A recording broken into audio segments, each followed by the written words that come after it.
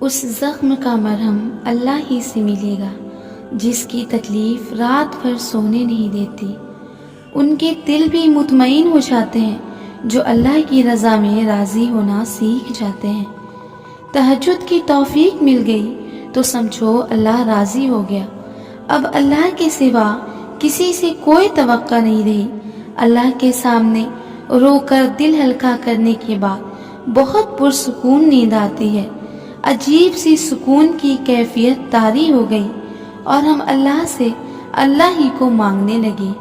اور پھر اللہ نے میرا ہاتھ تب تھام لیا جب مجھے لگا تھا اب کبھی میں سنبھل نہیں پاؤں گی، مگر اس بکھرے ہوئے وجود کو اب اللہ کے سوا کوئی نہیں سمیٹ سکتا۔ راتیں اگر اللہ سے باتیں کرتے گزرنے لگے نا تو نیند نہ آنا بھی نعمت لگتی ہے۔ صبر کا سلیقہ نہیں مجھے یا رب، میرا دل اپنی رضا میں راضی رکھ۔ خدا کی محبت جب ہر پل تمہارے ساتھ ہے تو کسی اور سے محبت کی بھیک کیوں مانگتے ہو؟ جس نے یہ دل بنایا ہے وہی بس اس کو جوڑ سکتا ہے۔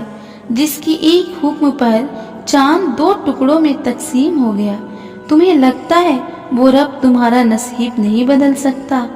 کبھی نہیں ہوتا کہ اللہ تم سے کوئی چیز لے اور اس سے بہتر چیز سے نہ نوازے، اور یہ بھی ہو سکتا ہے کہ جو اس نے تم سے لے لیا اسے ہی بہتر بنا کر تمہیں واپس دے دے۔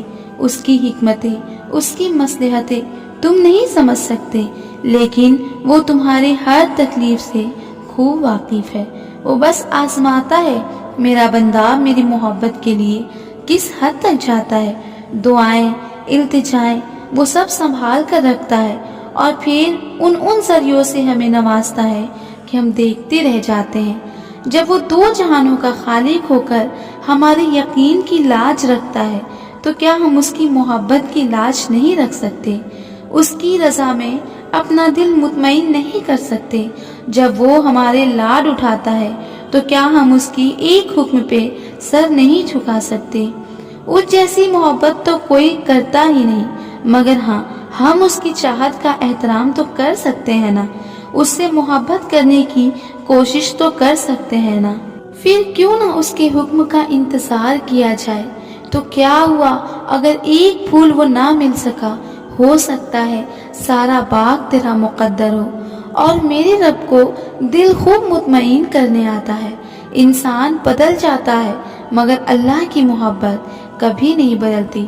اللہ دعائیں کبھی بھی ادھوری نہیں رہنے دیتا، بس کبھی کبھار وہ چاہتا ہے اس کا بندہ اسے منائے، اس سے لاڈ کرے، اسے راضی کرے، اور ہو بھی کیوں نہ یہ چاہتے، یہ محبتیں، یہ عقیدتیں حق ہے اس کا، وہی اکلوتا حقدار ہے ان کا۔ وہ تو ناراض بھی ہوتا ہے تب بھی محبت کرنا نہیں چھوڑتا۔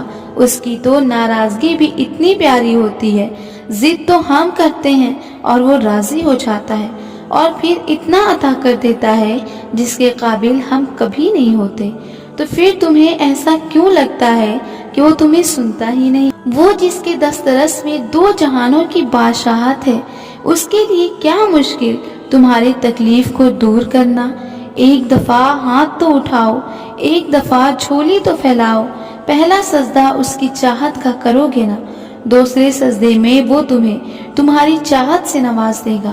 بس ایک دفعہ اللہ کو اللہ کے لیے چاہ کر دیکھو، پھر دیکھو ہوتا کیا ہے۔